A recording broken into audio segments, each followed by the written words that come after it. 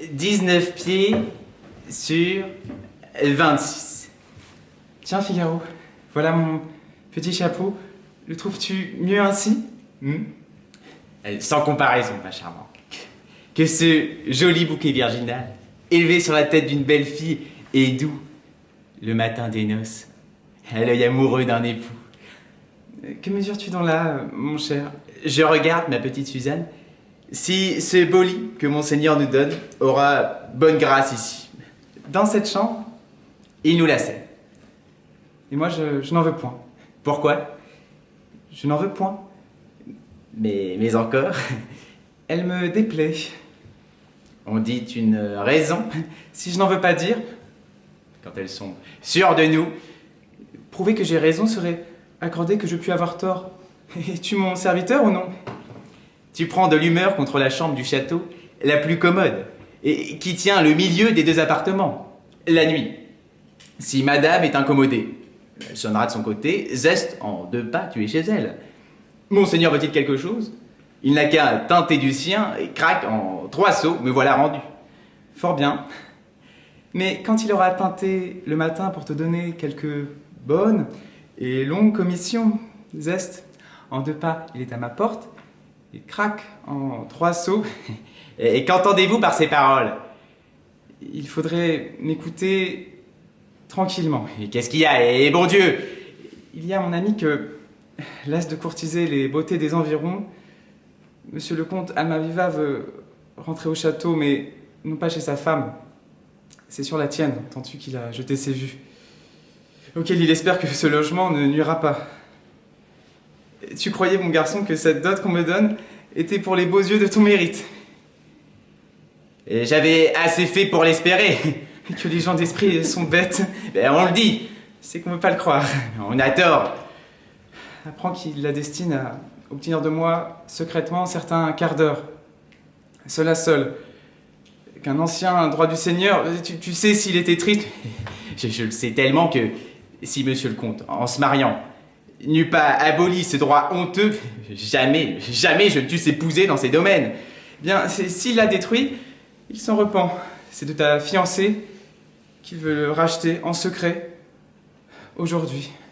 S'il y avait moyen d'attraper ce grand trompeur, de le faire donner dans un bon piège et d'empocher son or. De l'intrigue et de l'argent, te voilà dans ta sphère. Ce n'est pas la honte qui me retient. La crainte? Ding dong! Ah, on sonne. Voilà madame éveillée. Elle m'a bien recommandé d'être la première à lui parler le matin de mes noces. Quoi, y a-t-il encore quelque chose là-dessous? Non. Le berger dit que cela porte bonheur aux épouses délaissées. Adieu mon petit Figaro. Rêve à notre affaire. La charmante fille. Toujours riante, verdissante, pleine de gaieté, d'esprit, d'amour, de délices. Message. Monseigneur, mon cher Monseigneur. Attention sur la journée, monsieur Figaro. D'abord, avancez l'heure de votre petite fête, pour épouser plus sûrement.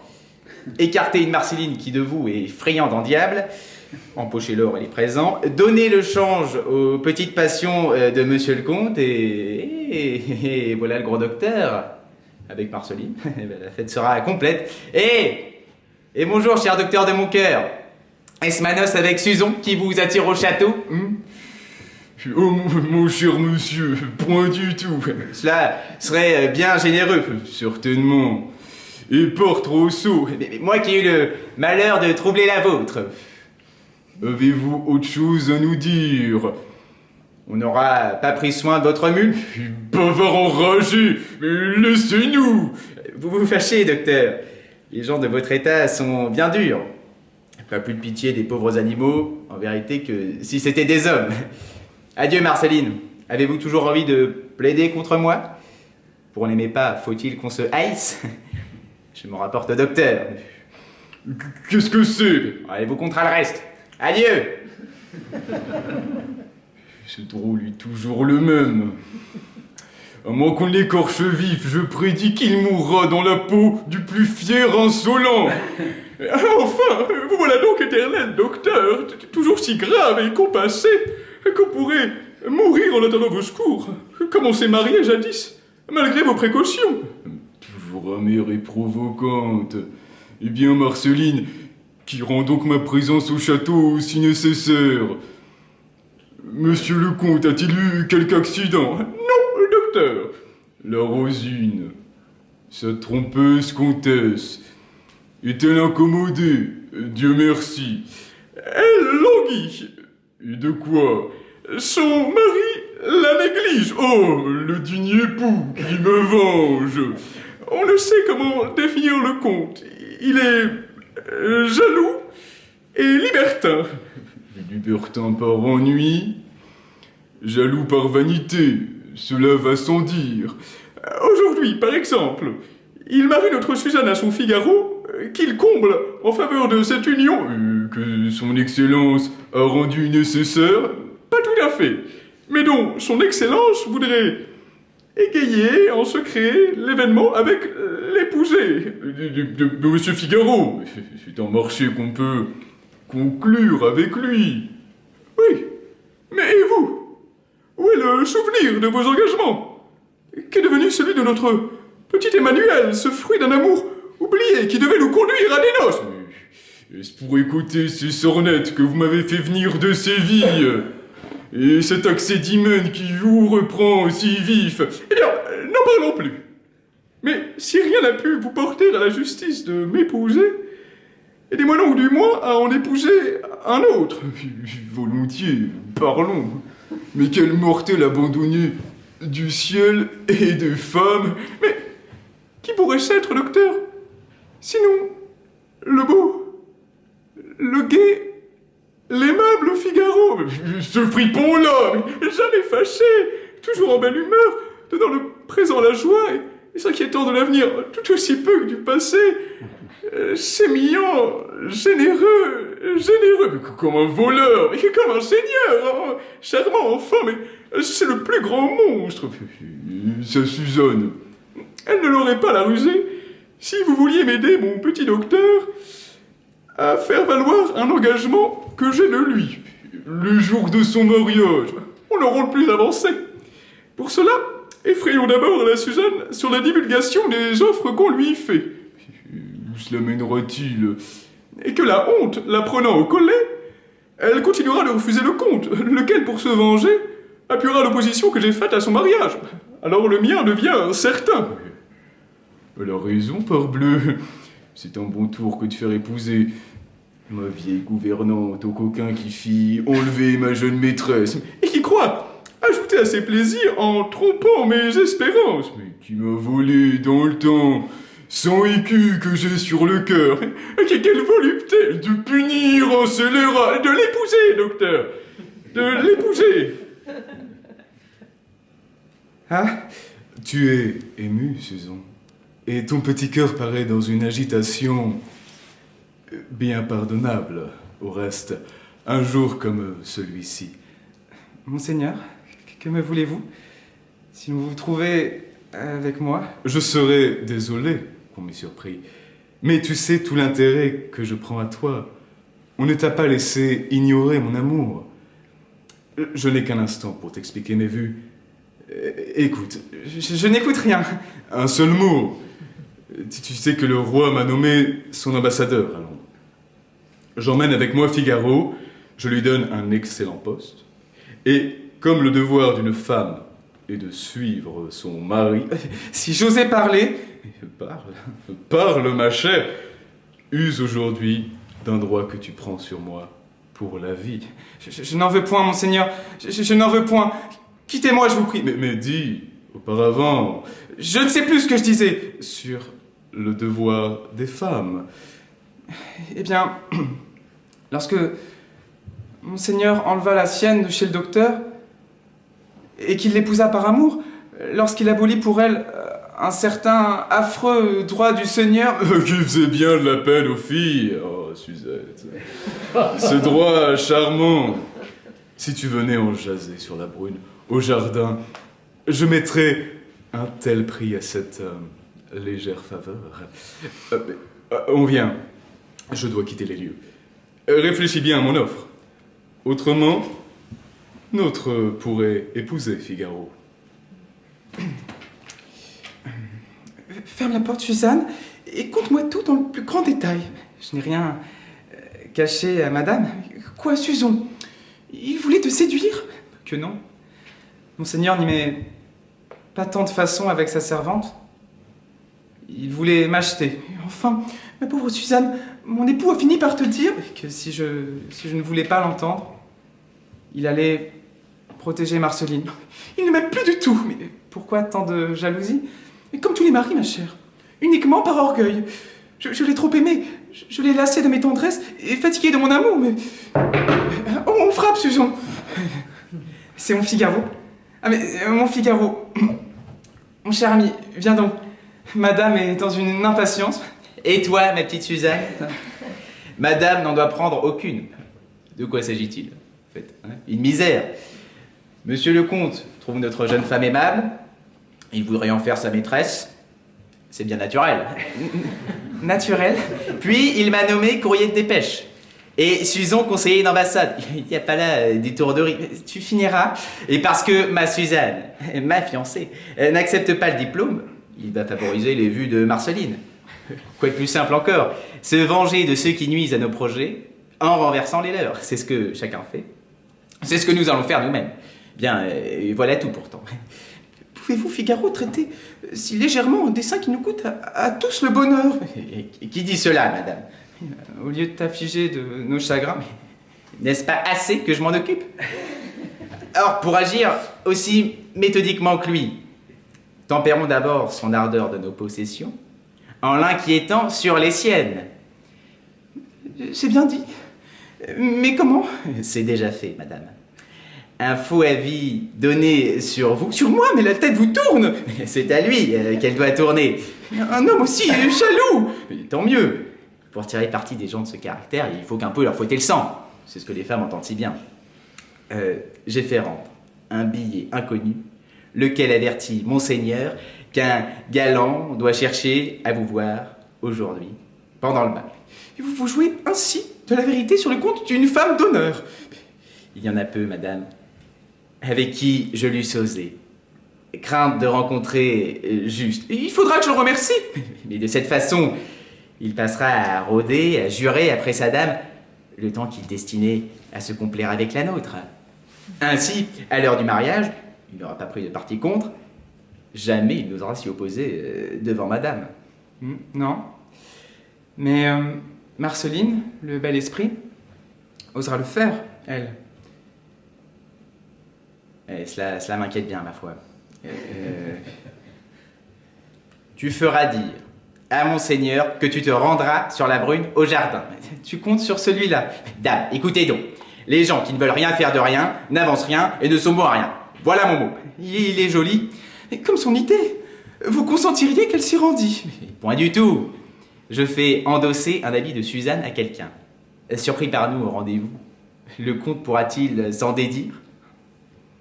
On peut s'en fier à lui pour mener une intrigue. Mais 2, 3 et 4 à la fois, bien embrouillés qui se croisent. J'étais né pour être courtisan. On dit que c'est un métier si difficile. Recevoir, prendre et demander. Voilà le secret en 3 mots. Il a tant d'assurance qu'il finit par m'en inspirer. C'est mon dessein. Adieu. Tu attends quelqu'un, Suzanne? Qui frappe ainsi chez moi? Votre mari, madame. Je suis ramené par l'inquiétude. En montant à cheval, un billet qu'on m'a remis, auquel je n'ajoute aucune foi, m'a pourtant agité. Comment, monsieur? Quel billet? Il faut avouer, madame, que vous ou moi sommes entourés d'être bien méchants. On me donne avis que dans la journée, quelqu'un doit chercher à vous entretenir. Quel que soit cet audacieux, il faudra qu'il pénètre ici. Car mon projet est de ne pas quitter ma chambre de tout le jour. Ce soir, pour la noce de Suzanne. Pour rien au monde, je suis très incommodé. Heureusement, le docteur est ici. Non, monsieur, je vais me retirer aux Ursulines. Je vois trop qu'il en est temps. Rosine, êtes-vous fâchée? Je n'assure plus cette Rosine que vous avez tant poursuivie. Je suis la pauvre comtesse Almaviva, la triste femme délaissée que vous n'aimez plus. Madame, mais par pitié. vous n'en avez aucune pour moi. Ce billet, Il m'a tourné le sang. Je n'avais pas consenti qu'on l'écrivît. Vous le saviez. C'est cet étourdi de Figaro. Il en était. Oh, le perfide. Tu paieras. Vous demandez pour vous un pardon que vous refusez aux autres. Voilà bien les hommes. Si jamais je consentais à pardonner en faveur de l'erreur où vous achetez ce billet, j'exigerais que l'amnistie fût générale. Eh bien, de tout mon cœur, comtesse. Qui voilà? On disait, madame incommodée, je suis vite accouru. Allez, je vois avec joie qu'il n'en est rien. Vous êtes fort attentif, Figaro. C'est mon devoir. Mais, puisqu'il n'en est rien, monseigneur, tous vos jeunes vassaux des deux sexes sont en bas, avec les violons et les cornemuses, attendant pour m'accompagner l'instant où vous permettrez que je mène ma fiancée. Mais qui surveillera la comtesse au château? La veillée. Elle n'est pas malade. Non, mais cet homme absent qui doit l'entretenir. Et quel homme absent? L'homme du billet. Qui dit cela?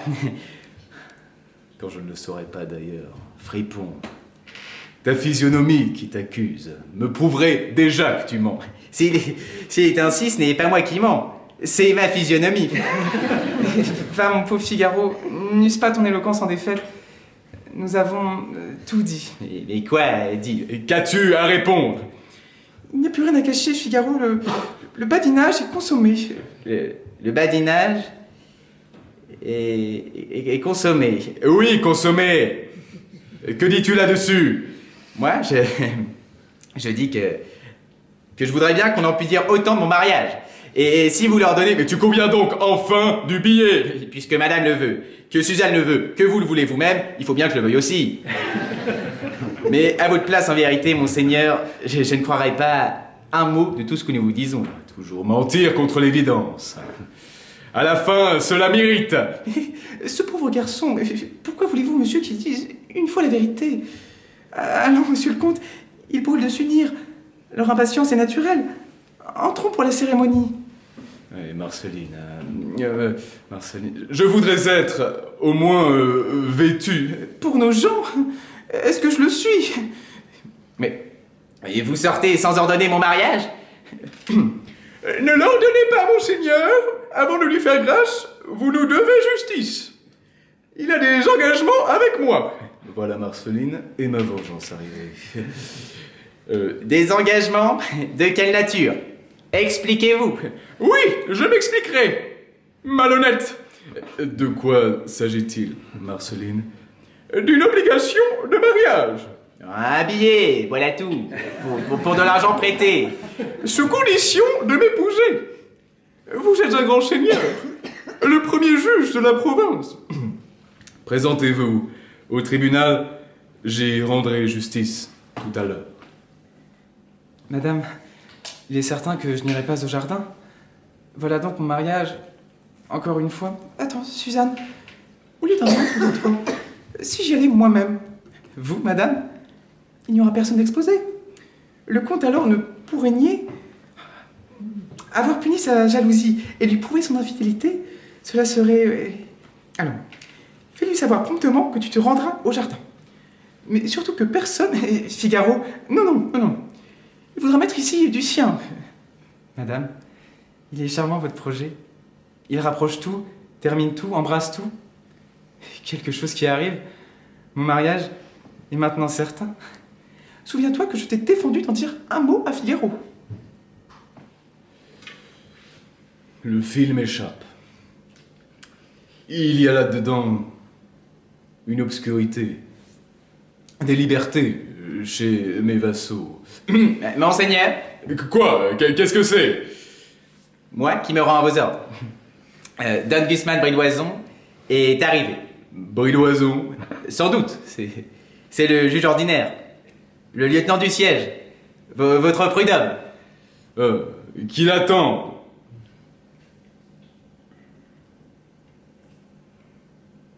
Va arranger ce salon pour l'audience publique. Monseigneur, pardon, monseigneur. Qu'est-ce qu'il y a, mademoiselle Suzanne? Vous êtes en colère? Vous voulez quelque chose, apparemment. C'est que ma maîtresse a ses vapeurs.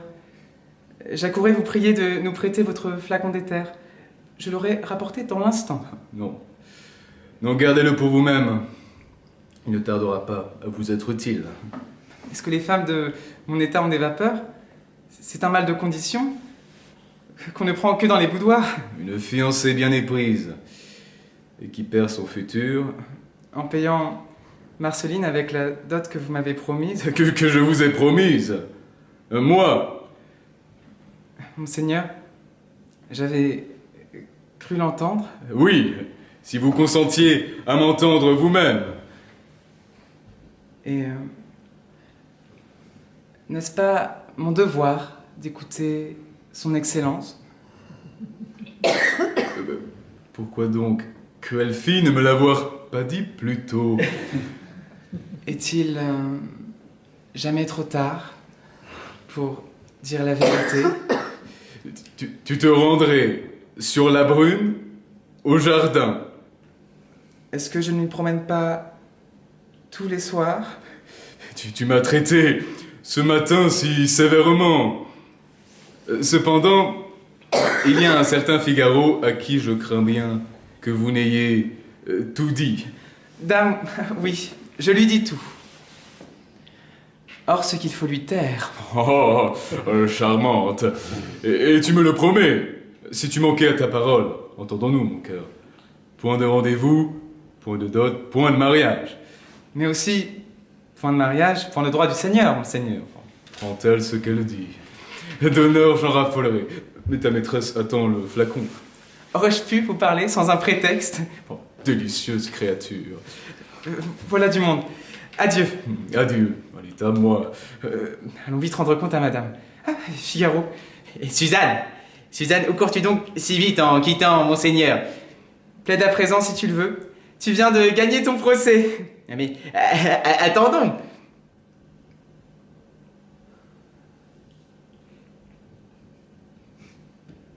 Tu viens de gagner ton procès. Je donnais là dans un bon piège. Mes chers insolents, je vous punirai de façon... Un bon arrêt, bien juste, mais on vient, partons. Monsieur Bridoiseau, écoutez mon affaire. Eh bien, Marceline, parlons-en verbalement. C'est une promesse de mariage. Oui, docteur, accompagnée d'un prêt d'argent. J'entends. Etc. Le reste. Non, monsieur, point d'etc. J'entends. Vous avez la somme. Non, monsieur, c'est moi qui l'ai prêté. Ah, j'entends bien. Vous redemandez l'argent. Non, monsieur, je demande qu'il m'épouse. Ah, j'entends fort bien. Lui, veut-il vous épouser? Mais non, monsieur, voilà tout le procès. Croyez-vous que je l'entende pas, le procès? Mais non, mais monsieur, quoi? C'est vous qui nous jugerez?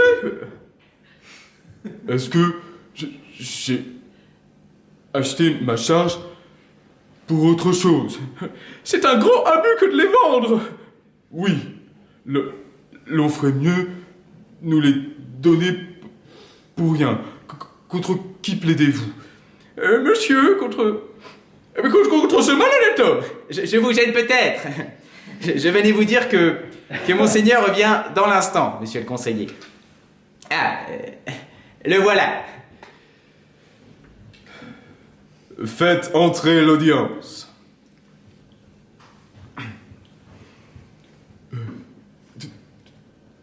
Double main, mon greffier.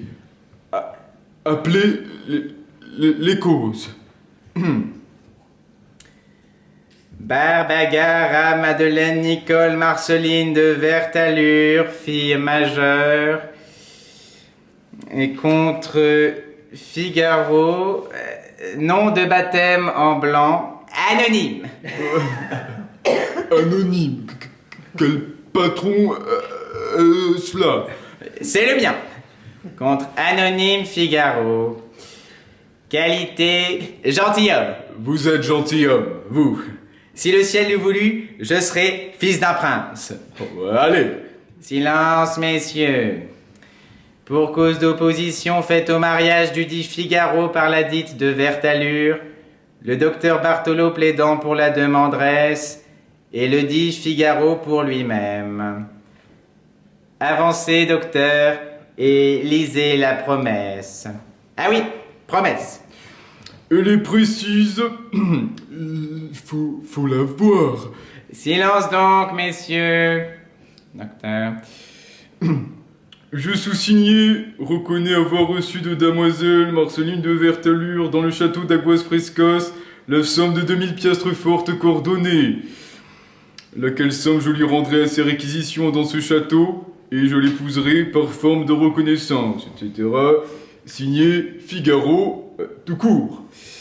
Mes conclusions sont au paiement du billet et à l'exécution de la promesse, avec des pans. Messieurs, jamais cause plus intéressante ne fut soumise au jugement de la cour. Et depuis Alexandre le Grand, qui promit mariage à la belle Talestrice... Avant d'aller plus loin, avocat, convient-on de la validité du titre? Figaro, qu'opposez-vous à cette lecture? Mais qu'il y a, messieurs, malice, erreur ou distraction dans la manière dont on a lu la pièce, car il n'est pas dit dans l'écrit laquelle somme je lui rendrai et je l'épouserai, mais laquelle somme je lui rendrai ou je l'épouserai, ce qui est bien différent. Y a-t-il et dans l'acte, ou bien où? Il y a et. Il y a où? Double main, lisez vous-même. C'est plus sûr, car souvent les parties déguisent en lisant. Alors, Damoiselle de Vertalure. Laquelle somme je lui rendrai à sa réquisition dans ce château et où le mot est si mal écrit. Il y a un pâté. Pâté.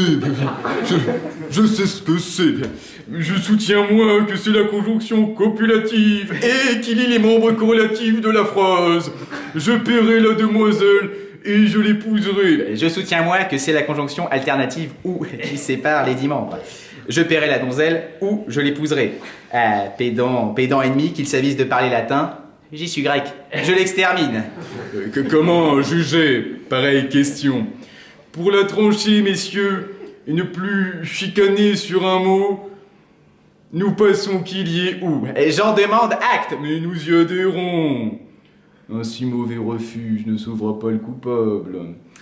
Examinons le titre en ce sens. Laquelle somme je lui rendrai dans ce château où je l'épouserai? C'est ainsi qu'on dirait, messieurs. Vous vous ferez saigner dans ce lit ou vous resterez chaudement. C'est dans lequel? Ainsi, château où je l'épouserai, messieurs, c'est château dans lequel? Mais point du tout, la phrase est dans le sens de celle-ci. Ou vous n'écrirez rien qui plaise, ou les sots vous dénigreront, ou bien les sots.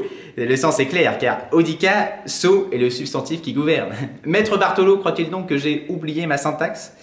Ainsi, je la paierai dans ce château, virgule, ou je l'épouserai. Sans virgule, messieurs. Elle y était. D'ailleurs, l'homme qui épouse est-il tenu de rembourser? Oui, nous m'aurions séparés de biens. Et nous de corps, dès que mariage n'est pas quittance. Mais plaisant acquittement. Mais silence, messieurs. C'est là votre ergotage. Je vais motiver mon arrêt. Que peut requérir la demanderesse? Mariage à défaut de paiement, les deux ensemble impliqueraient. Que nous répond le défendeur? Qu'il veut garder sa personne?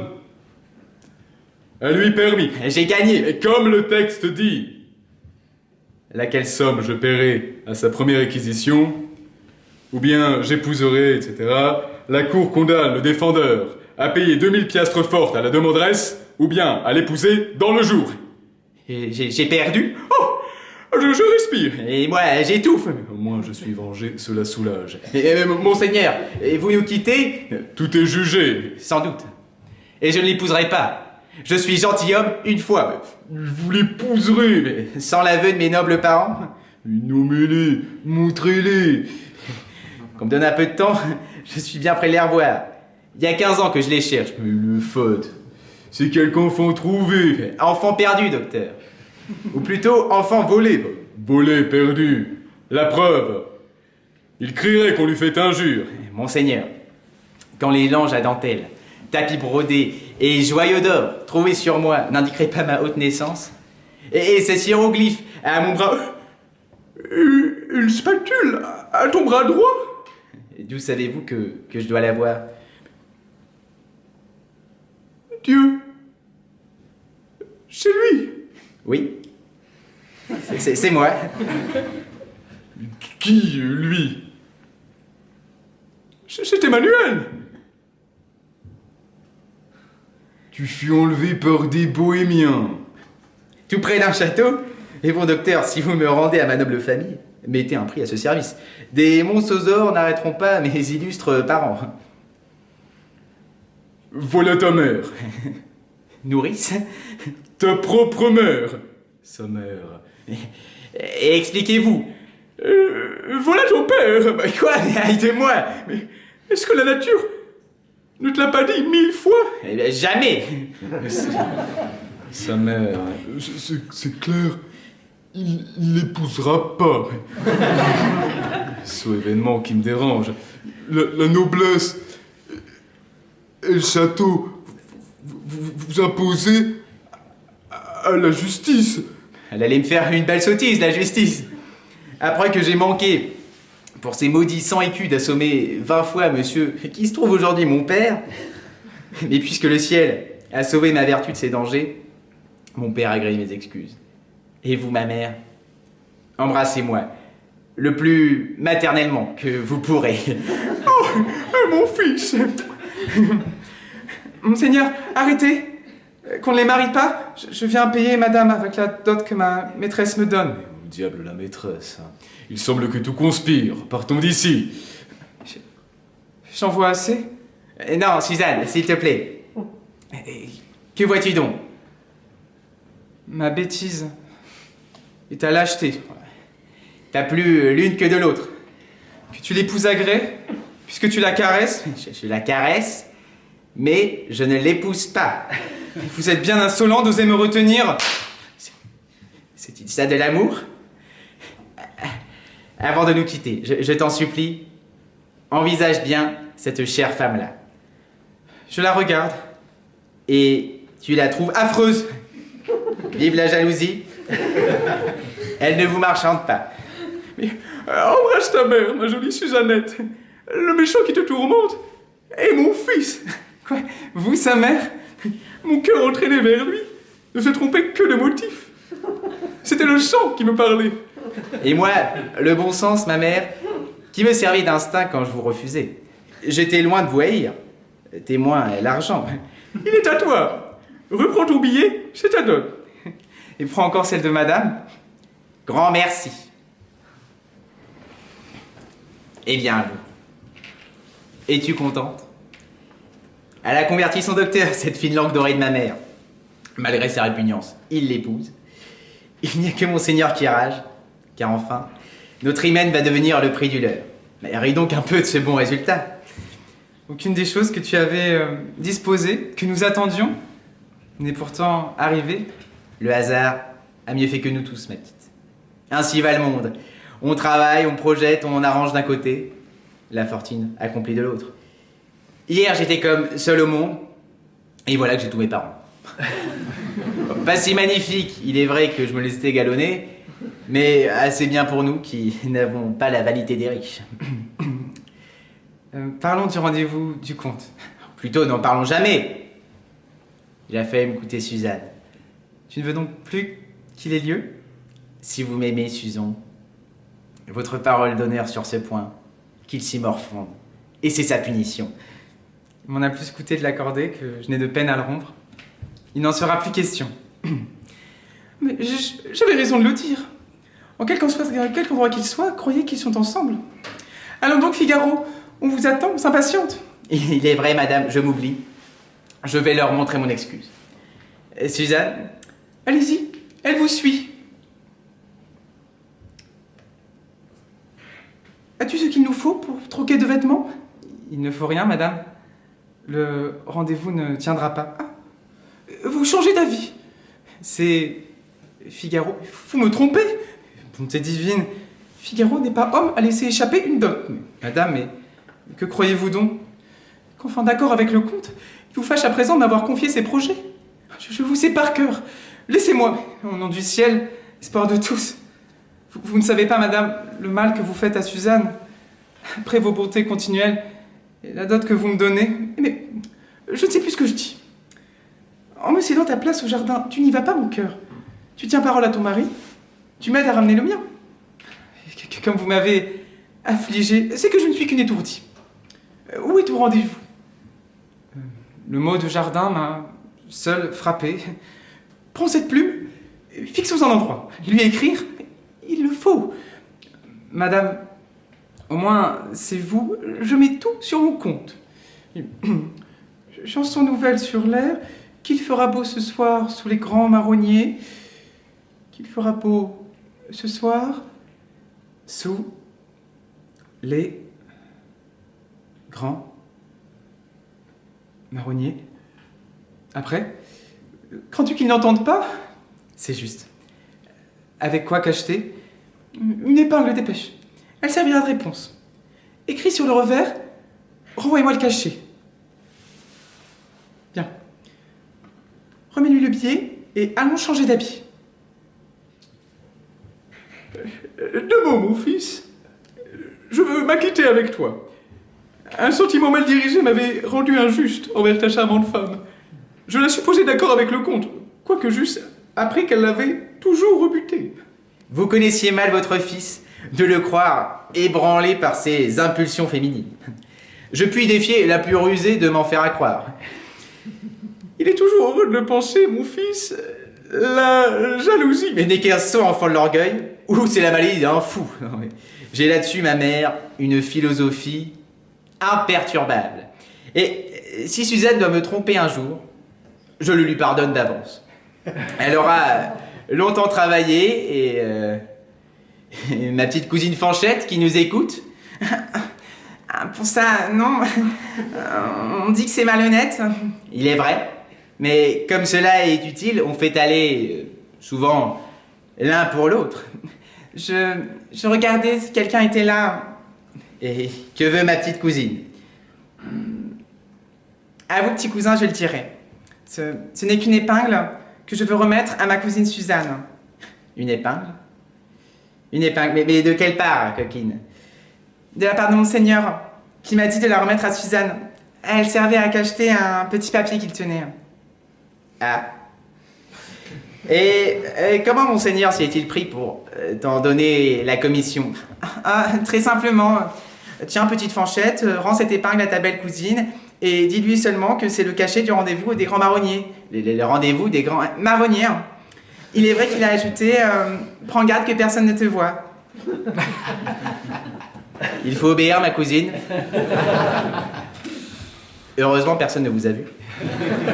Faites donc joliment votre commission et n'en dites pas plus à Suzanne que Monseigneur n'a ordonné. Pourquoi lui en dirais-je? Il me prend pour un enfant, mon cousin. Au revoir.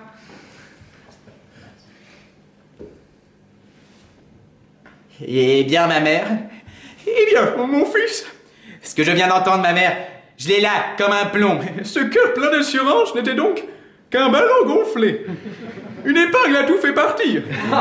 Mais cette épingle, c'est ce rendez-vous, ma mère. La jalousie! Oh! J'ai là-dessus, ma mère, une philosophie imperturbable. Et si Suzanne m'attrape un jour, je le lui pardonne. Mais ma mère, on parle comme on sent. Mettez le plus glacé des juges à plaider dans sa propre cause. Et voyez lui expliquer la loi. Enfin, je sais où est le rendez-vous. Adieu, ma mère. Adieu. Et moi aussi, je le sais. Après l'avoir arrêtée, veillons sur les bois de Suzanne. Ah, ou plutôt avertissons-la. Elle est si jolie créature. Ah, quand l'intérêt personnel ne nous arme point les unes contre les autres, nous sommes toutes portées à soutenir notre pauvre sexe opprimé contre ce fier, ce terrible, et pourtant un peu nigaud, le sexe masculin. Femme. Femme. Créature faible et décevante. Nul animal créé ne peut manquer à son instinct. Le tien est-il donc de tromper? Non, monsieur le comte, vous ne l'aurez pas. Vous ne l'aurez pas. Parce que vous êtes un grand seigneur, vous vous croyez un grand génie. Noblesse, fortune, un rang, des places. Tout cela rend si fier. Qu'avez-vous fait pour tant de bien? Vous êtes donné la peine de naître, rien de plus. Du reste, homme assez ordinaire. Tandis que moi, morbleu, perdu dans la foule obscure, il m'a fallu déployer plus de science et de calcul pour subsister seulement. Qu'on en a mis depuis 100 ans à gouverner toutes les Espagnes. Et vous voulez jouter? On vient. C'est elle? Non, ce n'est personne. La nuit est noire en diable. Et me voilà, faisant le sot métier de mari. Quoique je le sois qu'à moitié. Est-il rien de plus bizarre que ma destinée? Mes joues creusées, mon terme était échu. Et il s'élève une question sur la nature des richesses. Comme il n'est pas nécessaire de tenir les choses pour en raisonner, mais n'ayant pas un sou, j'écris sur la valeur de l'argent et sur son produit net. Aussitôt, je vois du fond d'un fiacre baisser pour moi le pont d'un château fort, à l'entrée duquel je laissais l'espérance et la liberté. Que je voudrais bien tenir un de ces puissants 4 jours, si léger sur le mal qu'ils ordonnent, sans qu'une bonne disgrâce à cuver son orgueil. Je lui dirais que les sottises imprimées n'ont d'importance qu'au lieu où l'on en gêne le cours. Que sans la liberté de blâmer, il n'est point d'éloge flatteur. Qu'il n'y a que les petits hommes qui redoutent les petits écrits. Enfin, on me met un jour dans la rue, et comme il faut dîner, quoiqu'on ne soit plus en prison, je reprends ma trousse et mon cuir anglais. Je vais rasant de ville en ville. Je vis enfin sans souci. Un grand seigneur passe à Séville. Il me reconnaît, je le marie. Et pour prix d'avoir eu par mes soins son épouse, il veut intercepter la mienne. Prêt à tomber dans un abîme au moment d'épouser ma mère, mes parents m'arrivent à la file. On se débat, c'est vous, c'est lui, c'est toi, non ce n'est pas nous, et qui donc? Bizarre suite d'événements. Comment cela m'est-il arrivé? Pourquoi ces choses et non pas d'autres? Et qui les a fixées sur ma tête? Forcé de parcourir la route où je suis entré sans le savoir, comme j'en sortirai sans le vouloir, je l'ai jonché d'autant de fleurs que ma gaieté me l'a permis. Encore je dis ma gaieté, sans savoir si elle est à moi plus que le reste, ni même quel est ce moi dont je m'occupe. Un assemblage informe de parties inconnues, puis un chétifâtre imbécile, un petit animal folâtre, un jeune homme ardent au plaisir, ayant tous les goûts pour jouir, faisant tous les métiers pour vivre, maître ici, valet là, selon qu'il plaît à la fortune, ambitieux par vanité, laborieux par nécessité, mais paresseux avec délice. Orateur selon le danger, poète par délassement, musicien par occasion, amoureux par folle bouffée. J'ai tout vu, tout fait, tout usé. Puis l'illusion, c'est C'est détruite et trop désabusée. Désabusée, Suzon. Suzon. Ah, Suzon, que tu me donnes de tourments. Mais j'entends marcher. Ah, on vient. Cachons-nous. Voici l'instant de la crise. Oui, madame. Marceline m'a dit que Figaro y serait. J'y suis aussi. Baisse la voix. Ah, ainsi, l'un nous écoute et l'autre va venir me chercher. Commençons. Pour n'en perdre un mot, je vais me cacher dans ce pavillon.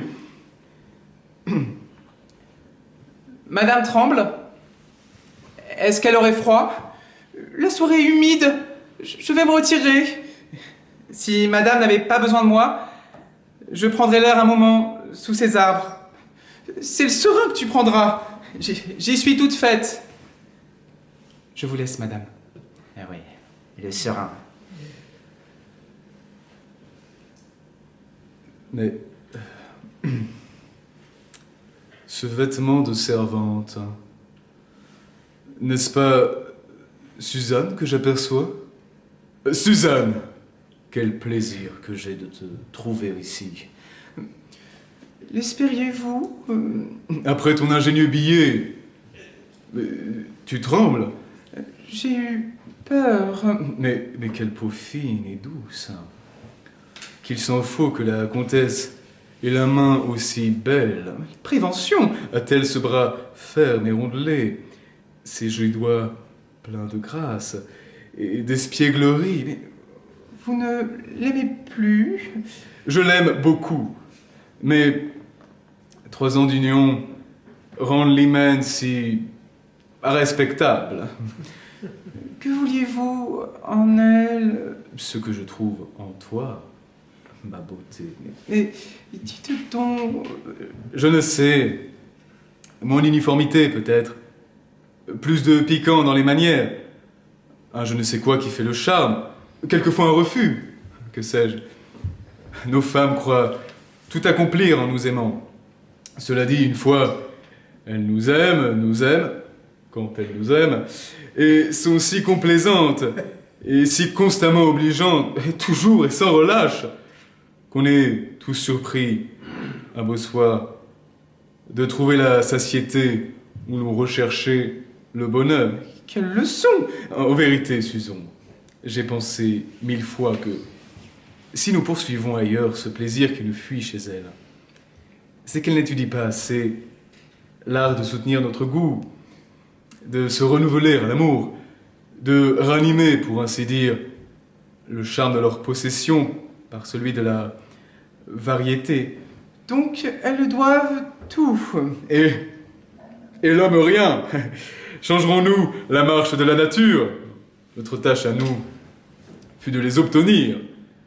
La leur La leur, est de nous retenir. On l'oublie trop. ce ne sera pas moi. Ni moi.